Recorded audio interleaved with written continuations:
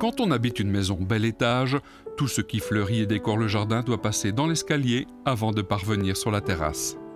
Chez Étienne et Marianne, les transports de plantes, terreaux et matériaux sont continuels. Il est vrai que le jardin est dense, au point que Marianne emploie une astuce pour augmenter l'impression d'espace.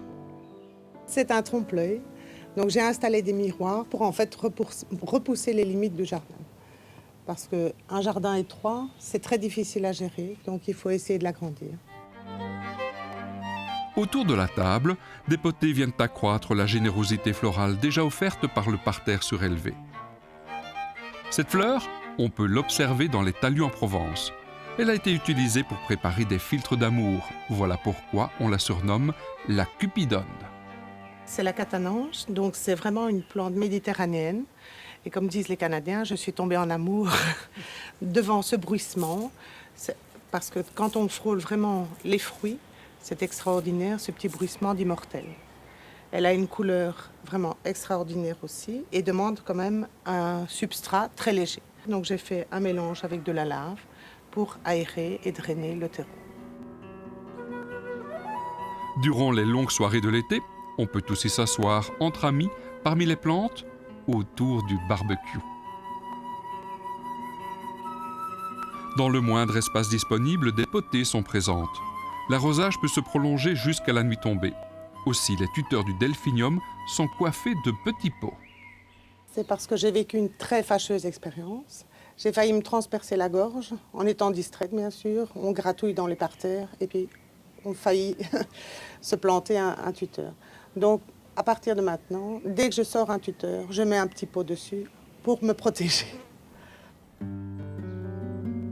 Non seulement le terrain est réduit, 400 mètres carrés seulement, mais il formait aussi un talus abrupt juste à l'arrière de la maison. Une seconde terrasse a donc été aménagée récemment pour couper la pente. Quel plaisir de prendre le petit déjeuner parmi toutes les floraisons qui agrémentent le sommet du muret retenant les terres. Mais Marianne, qui travaille dans une pépinière, est aussi en première ligne pour rapporter des plantes à cultiver en pot. Elle dissimule la paroi de béton. Quand on déjeune en amoureux, chacun peut tendre le bras et frôler la lavande pour libérer son parfum. Encore un peu de patience et on disposera aussi à portée de main de tomates fraîches. Au pied du plan, Marianne a eu l'idée de semer quelques pincées de graines. J'ai associé la tomate avec la roquette. Je trouve que pour une salade, c'est l'idéal, ça se mélange bien. Et en plus, la roquette protège le pied de l'évaporation. Donc, l'une ne va pas sans l'autre. Quelques marches nous emmènent découvrir la suite du jardin. On passe par le coin de relaxation à l'ambiance asiatique. Une vivace s'étend sur le sol. Cette lysimaque à la belle couleur dorée fait merveille pour cacher des bordures. Elle peut même pousser le long d'une mare avec ses tiges trempant dans l'eau. Encore une belle idée. 2 couleurs de revêtement se succèdent. J'ai voulu vraiment casser l'uniformité du blanc et j'ai créé carrément le yin et le yang. Donc j'ai utilisé des copeaux d'ardoise pour vraiment faire le contraste. Mais ce qui est très intéressant aussi, c'est par temps de pluie, c'est vraiment noir et ébène.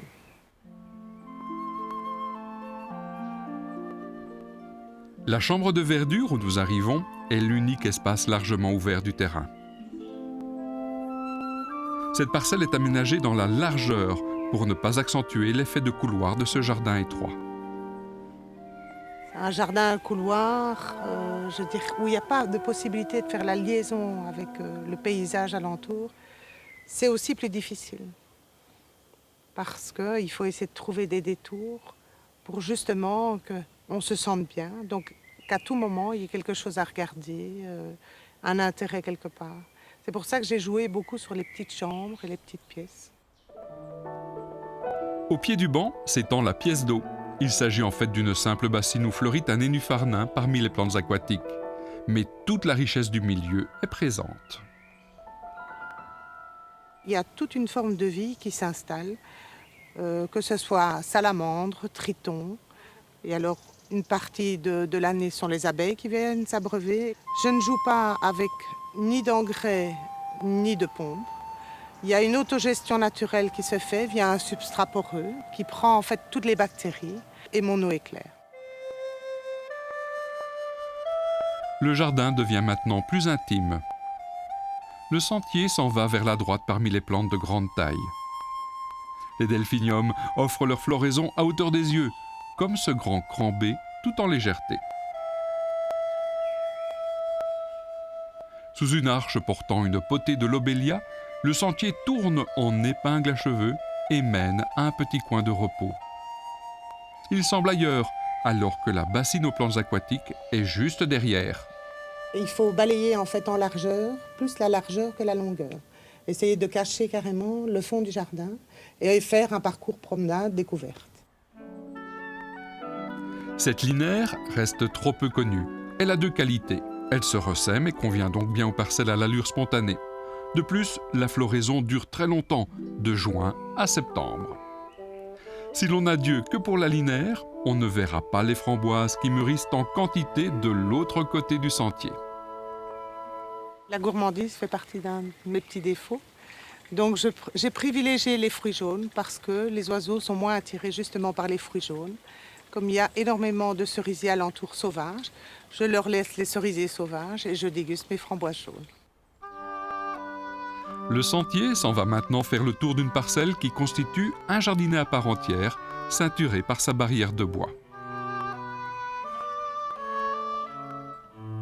Les rosiers que l'on croise sont mariés à des géraniums vivaces dont les tiges s'étendent. Je trouve que le géranium, c'est l'écrin de la rose. Il protège le pied des herbes indésirables ou vagabondes. Il empêche l'évaporation excessive de l'eau en été. Et je veux dire, il garnit aussi le pied, qui n'est pas toujours très très joli. Nous arrivons seulement au bout du jardin. À droite, le mur est devenu un verger, avec plusieurs variétés de poiriers. Sur la gauche, une serre adossée permet de semer et bouturer sous l'ombrage de la vigne à raisin de table. Ici, Marianne peut passer beaucoup de temps sans rechercher nécessairement la solitude. On n'est jamais seul, parce que je veux dire, chaque petit coin vous fait penser à quelqu'un. Donc vous avez le rosier Guylaine de Féligonde, le rosier de ma belle-mère. Il y a le petit œillet de mon papa. Je veux dire, c'est une famille finalement. Donc même en travaillant le soir, on n'est jamais seul. On se sent bien. Je veux dire, ça détend. On sort vraiment tous les soucis de la tête. Et je veux dire, ça vous le rend bien. Donc, jardinons, jardinons et jardinons encore.